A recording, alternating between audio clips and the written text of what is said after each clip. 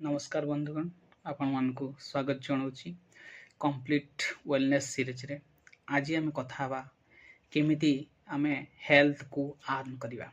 आमे धन रोजगार करवा शिखीचे आउ जीवन सारा धन रोजगार पछरे आमे सबु समस्त समय को आमे व्यतीत करचे आउ आमर स्वास्थ्य को मध्य धन रोजगार करिया पछरे खराब करचे।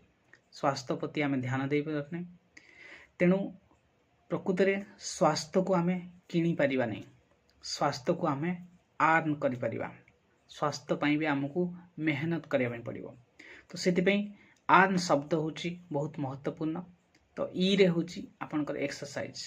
प्रत्येक दिन आमे 30 मिनिट रो एक्सरसाइज करवा दरकार। ता सहित ए रे होची एटीट्यूड। एटीट्यूड हमर चिंताधारा पॉजिटिव रहिबा दरकार, कारण चिंताधारा आम शरीर उपरे बहुत परिमाण रे प्रभाव पकई थाए। आर होची रेस्ट। उत्तम निद्रा आम स्वास्थ्य पई बहुत दरकारी। तेणु 6 ରୁ 7 घंटा आम सोईबा निहाती दरकार।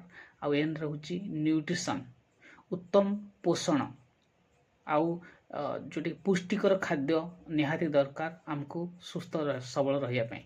तेणु हेल्दी रुहंतु आउ हैप्पी रुहंतु। तो आगु को आमे एभला बहुत किसी आलोचना करिवा। तो आपण फॉलो करंतु आउ शेयर करंतु। धन्यवाद। Thank you.